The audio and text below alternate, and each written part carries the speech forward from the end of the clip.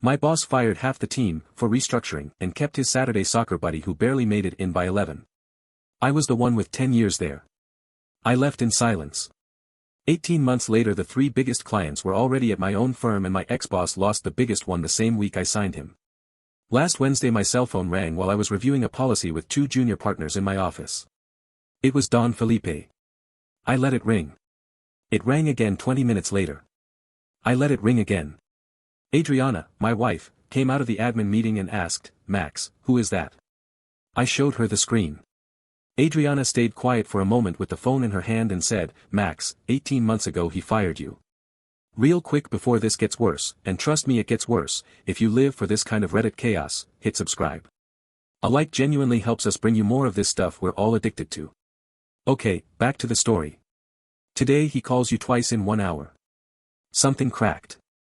That same afternoon I found out Don Felipe had lost the contract with the German auto plant in the industrial corridor. The plant signed with me last week. Don Felipe went from firing me for restructuring to calling me twice in 1 hour because there were no clients left who would answer him. Let me back up. My name is Maximiliano Padilla. Everyone has called me Max since high school. I'm 38. I'm a corporate insurance consultant. I've had my own firm for 18 months, in a small office above a Sanborns in Aguascalientes. I live with my wife Adriana, 37, an administrator, and our daughter Camila, 6. We have our own house in a quiet neighborhood on the north side of the city, finished 3 years ago. My mother Esperanza still lives in a small town an hour from here, where I was born, in the house where I grew up. My father died when I was 17. My older sister Karina lives in Querétaro with her husband and 2 kids. Don Felipe Tiscareño is the owner of the firm where I worked for 10 years, Tiscareño Asociados, a corporate insurance agency he founded almost 30 years ago. He's 65. Son of an old-school Aguascalientes businessman. A known person around the city. The firm insures plants, transport, retail chains. When I joined at 28 it was an 8-person company. When I left, 18 months ago, it was 22. Beto Cardenas is the other name in this story. He's 50. He's been called Beto since high school too, but he's a real Beto, not a Roberto. He met Don Felipe playing pickup soccer Saturdays at the club next to the stadium. They played there every Wednesday and every Saturday. Don Felipe called him Compa Beto. Beto joined Tiscareño Asociados as commercial manager when I was 7 years in. Don Felipe introduced him at a Monday meeting saying, "This is Beto, my buddy from way back, he's going to help us open new markets." Beto had never sold an insurance policy in his life. I'm going to tell a dozen things, because if I don't, this sounds exaggerated. The first time was 2 weeks after Beto joined. Beto came in at 11. The office opens at 9. I came in at 8:40. Don Felipe was in his office. When Beto walked past, Don Felipe said, "Compa, did you eat? Come on, I'll get you an empanada at the cafe downtown." Beto and Don Felipe came back at 2. Beto went to his cubicle. At 4:30 he stood up and said, "I'm going on a visit." He didn't come back. I stayed until 7 closing the OXXO regional Baguio proposal. The second was 3 months later. I closed the contract with the boutique hotel chain downtown. 3 meetings, 2 versions of the proposal, a rate negotiation. Don Felipe pulled the office together that Friday and said, "Beto's team killed it this month with the boutique chain." I was sitting in the front row. Beto was next to Don Felipe. Beto smiled and said, "Thanks boss, it was a coordinated effort." The third was the Christmas bonus that year. I got my base salary plus 40%. Beto got his base salary plus double.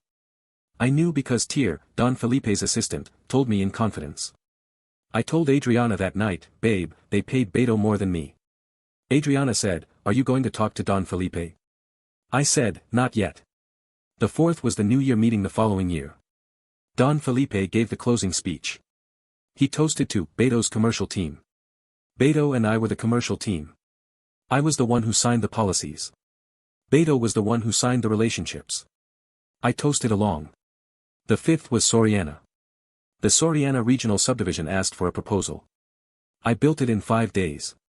We presented together. Soriana signed. Soriana later asked to deal directly with me because Beto didn't understand the technical clauses. Don Felipe told me, "Maxito, you know how this is, Beto needs to stay on as account supervisor so he doesn't lose the leadership." I said, "Sure, Don Felipe." Soriana always called me directly. Beto cashed the account commission. The sixth was Banorte.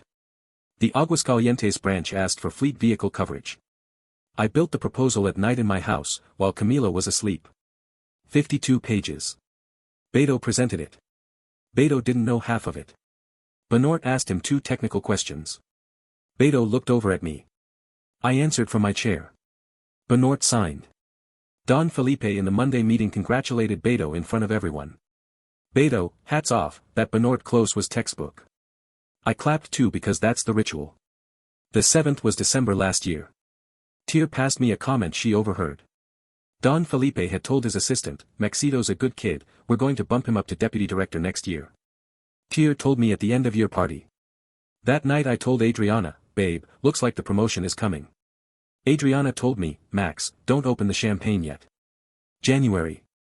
Don Felipe announced that Beto was being promoted to commercial deputy director. The signing of the appointment was the first Monday of January. I stayed as manager. Don Felipe called me to his office that same Friday. He told me, Maxito, you're my best technical talent, both of us know that.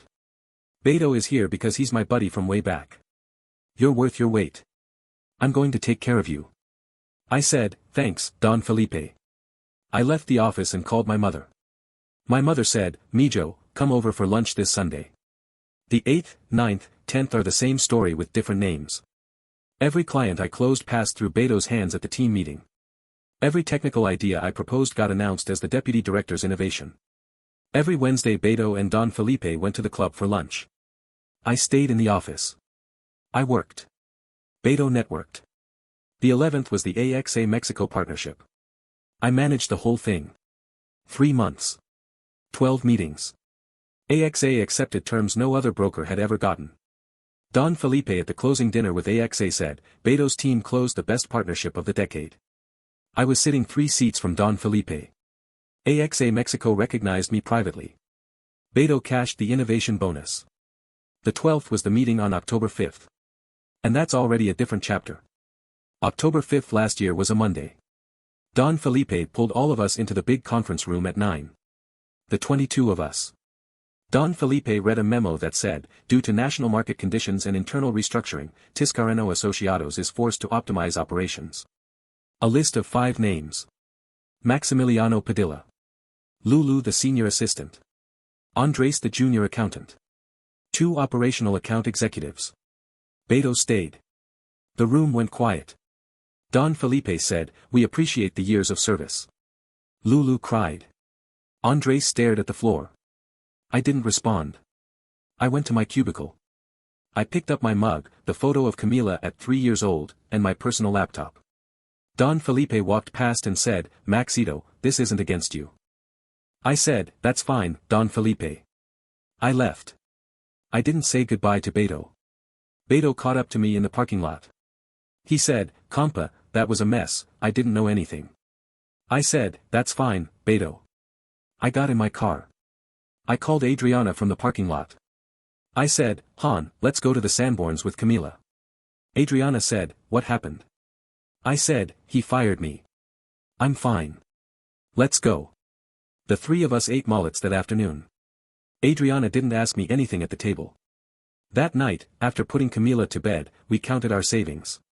480,000 pesos. Adriana told me, open your firm. I said, let's wait 2 months, see what moves. Adriana told me, Max, in 2 months Don Felipe will call you back to offer you the deputy director position. If you open now, there's no going back. I listened to her.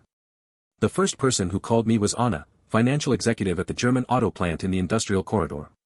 I had met her when I built her fleet coverage 2 years before. Anna called me 4 days after I was fired. She didn't hear from Tiscareño Asociados, she heard from a mutual connection. She told me, Max, when you're ready, call me, I want to come with you. I said, Anna, give me 3 months. 3 months later I opened Padilla y Asociados in a small office above the Sanborns where we had eaten on October 5th. Adriana took over administration. I rented 2 cubicles to 2 young executives leaving another firm. Tere, Don Felipe's assistant for 10 years, resigned within a month and joined me. I paid her less.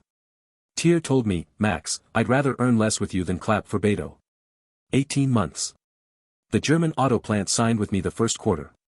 Soriana Regional Subdivision signed with me the second quarter, after Don Felipe put Beto in charge of their account directly. Banorte Aguascalientes branch signed with me the third quarter, when Beto sent them a proposal that arrived late. 3 top clients in 18 months. Tere now has 2 assistants under her.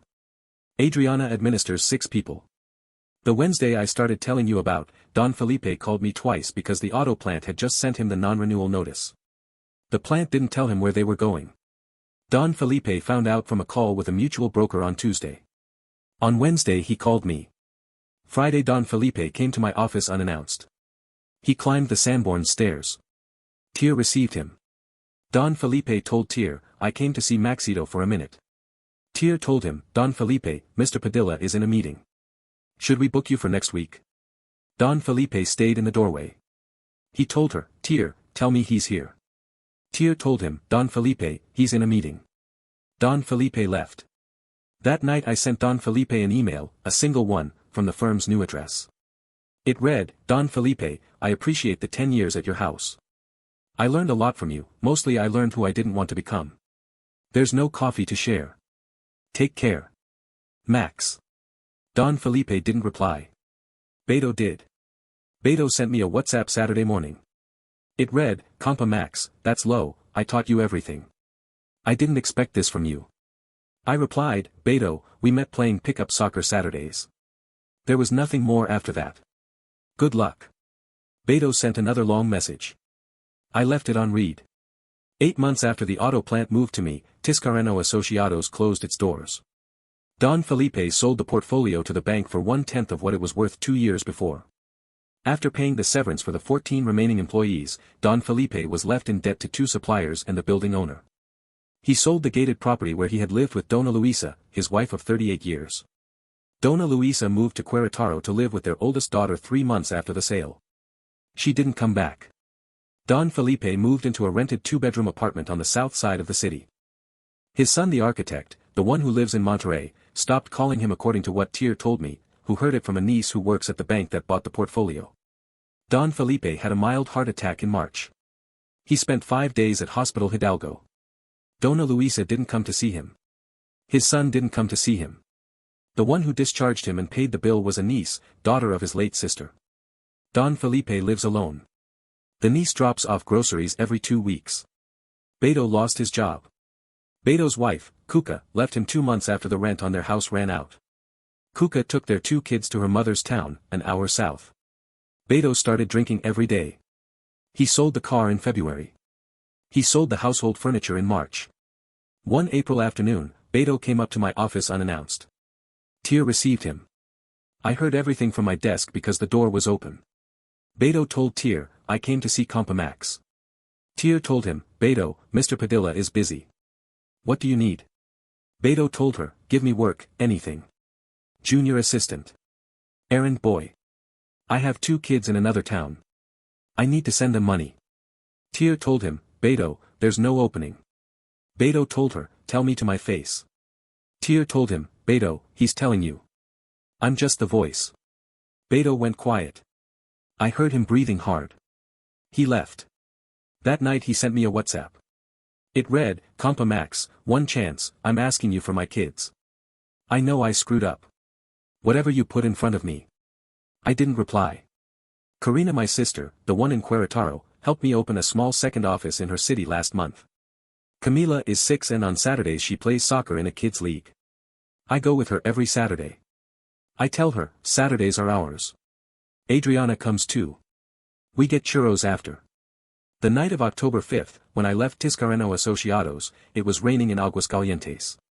I drove out to my mother's town. I got there at 11. Adriana fell asleep with Camila in my old bedroom. I helped my mother clear the chicken soup plates. I told her what happened at the office. My mother Esperanza is 62, she was a primary school teacher her whole career, and she read the entire library in the small town where she was born. She told me, Mijo, men like Don Felipe surround themselves with men like Beto because it reminds them of what they themselves are not. You are what they wished they had been. That's why they fired you, not because you were in their way. They fired you because you hurt to look at. I told her, Mama, where do you get that? My mother told me, Mijo, I've spent 40 years listening to what husbands say when the mother comes to talk about the kids. Men have one way of being jealous and it's called soccer friendship. Don Felipe lives alone in a two-bedroom apartment. Dona Luisa doesn't pick up his phone. Beto sends messages to a phone that doesn't answer. I learned it that night with chicken soup in my mother's kitchen. Don Felipe is learning it now, in an empty living room, with no one to call him compa.